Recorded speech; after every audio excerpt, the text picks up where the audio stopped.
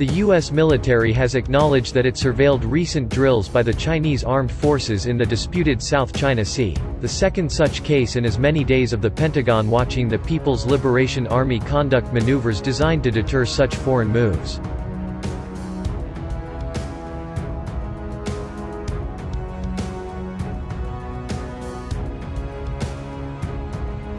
As China conducted drills announced Friday and set to run through Monday in the South China Sea, the Beijing-based South China Sea Probing Initiative think tank reported Wednesday that a U.S. Air Force RC-135S reconnaissance plane flew back and forth across the Bashi Channel.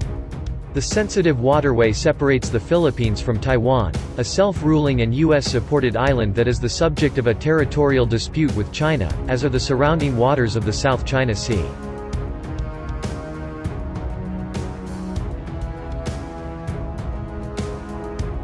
But despite Chinese protests, the U.S. continues to enforce its presence in the strategic region.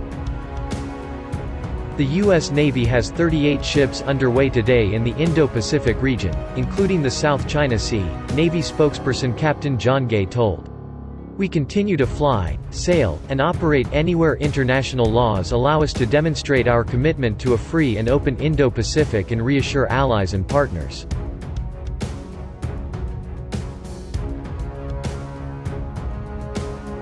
Our forces continuously monitor exercises throughout the region to include the recent PLA exercise, Gay said. Our naval forces remain ready to respond to any threats to our allies and partners throughout the region.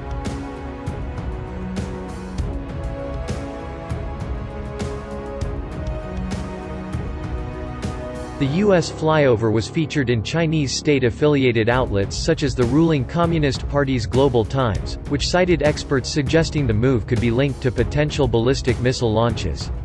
They criticized the move, especially given the events of the day before when the Chinese military accused the U.S. of flying a U-2 spy plane over a no-fly zone near another set of drills conducted by the PLA's Northern Theater Command.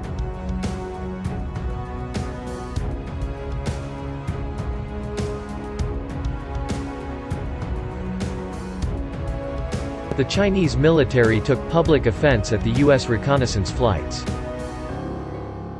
The move seriously violated the Code of Conduct for the Safety of Air and Maritime Encounters between China and the U.S., as well as related international norms, Chinese Defense Ministry spokesperson Wu Qian warned Tuesday, and could have easily caused misunderstanding and misjudgment, or even led to air and maritime accident. Chinese Foreign Ministry spokesperson Zhao Lijian echoed these same points Wednesday at a press conference in Beijing.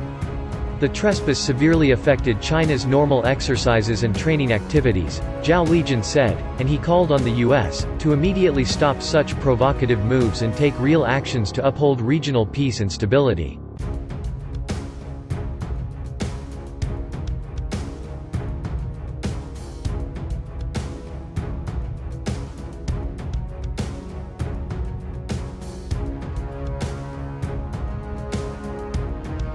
The South China Sea Probing Initiative (SCSPI) also weighed in on the incident, telling what the U.S. did was highly provocative and might lead to accidents.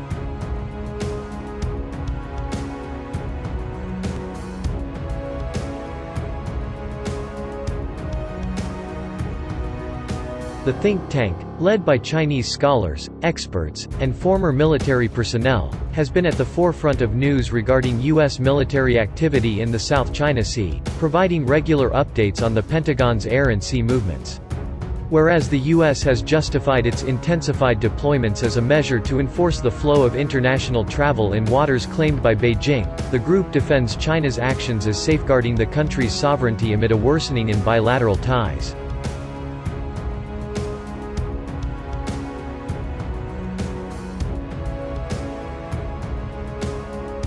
China's military exercises are held on its doorstep, in response to U.S. long-term and high-frequency military provocations against China, the SCSPI told Newsweek.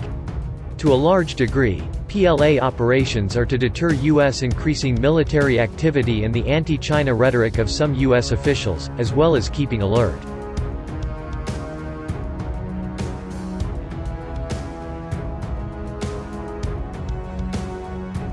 The SCPI asked how America would feel if China turned the tables. Consider if China sent thousands of reconnaissance aircraft sorties to the east and west coasts of the United States every year, the Monitor asked, and accused the U.S. military of managing the situation unprofessionally. How would the White House, the Pentagon, and the U.S. public react?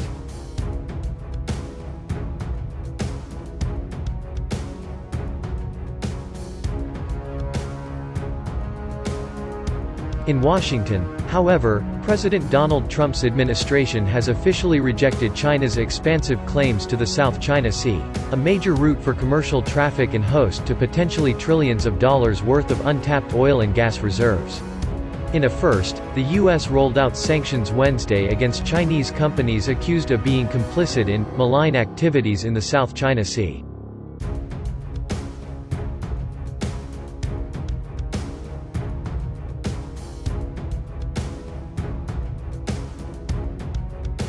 Beijing has pursued environmentally destructive land reclamation and militarization of disputed outposts, a State Department official told an on-background briefing Wednesday.